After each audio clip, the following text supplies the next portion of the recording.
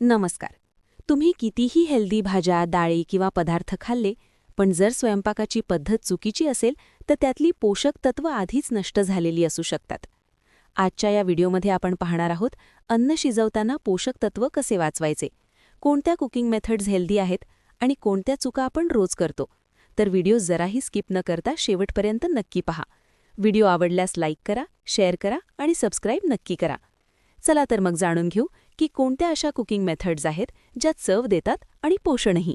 पहिली पद्धत आहे वाफेवर शिजवणं. या पद्धतीत अन्न फक्त वाफेच्या उष्णतेने शिजतं. त्यामुळे भाज्यांचा नैसर्गिक रंग, चव आणि टेक्स्चर टिकून राहतं. व्हिटॅमिन सी, व्हिटॅमिन बी कॉम्प्लेक्स आणि अँटीऑक्सिडंट्स पाण्यात निघून जात नाहीत आणि मोठ्या प्रमाणात सुरक्षित राहतात.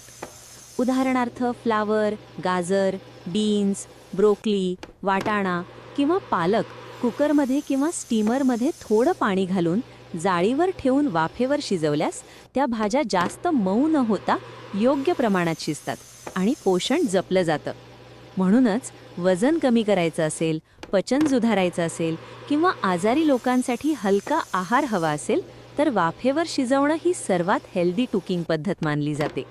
नंतरची पद्धत आहे शॅलो फ्राय, हलकेसे तळणे. यात अन्न पूर्णपणे तेलात बुडवून न तळता फक्त थोड्या तेलात आणि मध्यम आचेवर शिजवणे, ज्यामुळे पोषक तत्वांचं नुकसान कमी होतं आणि अन्न अधिक हेल्दी राहतं. बटाटा, रताळे, दोडका, कारलं, ढोबळी मिरची अशा भाज्या, तसेच पनीर, टोफू, चिकन, अंडी, मासे, डाळीचे वडे, चिल्ला, थालीपीठ, डोसा आणि कटलेट हे पदार्थ थोड्या तेलात शॅलो फ्राय केल्यास त्यातील फायबर, प्रथिने आणि कॅल्शियम टिकतात. तेल कमी वापरा, मध्यम आच ठेवा. तेल पुन्हा पुन्हा गरम करू नका आणि अन्न जळू देऊ नका. तिसरी पद्धत आहे परतणे. अन्न थोड्या तेलात, कमी वेळ आणि मध्यम किंवा कमी तापमानात परतून शिजवणे, ज्यामुळे अन्न जळत नाही आणि पोषक तत्व टिकून राहतात. या पद्धतीत अन्न सतत हलवलं जातं, त्यामुळे उष्णता सारखी लागते आणि अँटीऑक्सिडंट्स, फायबर आणि चव सुरक्षित राहते. पालक, मेथी किंवा कोबी फार वेळ शिजवण्याऐवजी फक्त 2-3 मिनिटं हलकं परतल्यास त्या मऊ होतात, पण त्यांचा रंग आणि पोषण टिकून राहतं. ही पद्धत रोजच्या स्वयंपाकासाठी खूप उपयुक्त आहे, कारण ती जलद, कमी तेलाची आणि पोषण जपणारी आहे.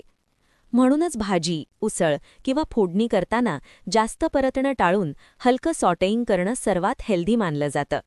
चौथी पद्धत आहे रोस्टिंग, म्हणजे भाजणे. बेकिंग आणि रोस्टिंग म्हणजे अन्न मध्यम आचेवर हळूहळू भाजणे, ज्यामध्ये डीप फ्राईंगसारखं जास्त तेल लागत नाही. विटॅमिन्स, मिनरल्स आणि फायबर मोठ्या प्रमाणात टिकून राहतात. बेकिंग किंवा रोस्टिंग करताना फक्त 1-2 चमचे तेल पुरेसं ठरतं. त्यामुळे अन्न हलकं आणि पचायला सोपं राहतं. हळूहळू शिजल्यामुळे अन्न बाहेरून थोडं क्रिस्पी आणि आतून मऊ होतं, पण पोषण नष्ट होत नाही. बटाटा किंवा रताळ्याचे काप थोडं तेल आणि मीठ लावून ओव्हनमध्ये भाजल्यास ते फ्रेंच फ्राईजसारखे कुरकुरीत होतात. गाजर, कांदे, बीट किंवा फ्लावर तसंच पनीर, टोफू रोस्टिंग केल्यास त्यांची नैसर्गिक गोड चव बाहेर येते आणि फायबर टिकतं. वजन नियंत्रण, हृदयाचं आरोग्य आणि रोजचा हेल्दी आहारसाठी ही पद्धत निवडणं जास्त फायदेशीर ठरतं. शेवटची हेल्दी पद्धत म्हणजे ग्रिलिंग. ग्रिलिंगमध्ये तेल खूप कमी लागतं आणि मध्यम तापमानात अन्न शिजतं. यामुळे प्रथिनं नष्ट होत नाहीत, अन्न हलकं आणि पचायला सोपं राहतं. पनीर, चिकन, मशरूम, भाज्या हे पदार्थ ग्रिल करून खाल्ले तर चवही येते आणि आरोग्यही टिकतं. आजचा व्हिडिओ तुम्हाला उपयुक्त वाटला असेल तर लाईक करून तुमचं मत नक्की कळवा. अशाच सोप्या आणि हेल्दी स्वयंपाक टिप्ससाठी चॅनलला सबस्क्राईब करा आणि पुढचा व्हिडिओ चुकवू नका.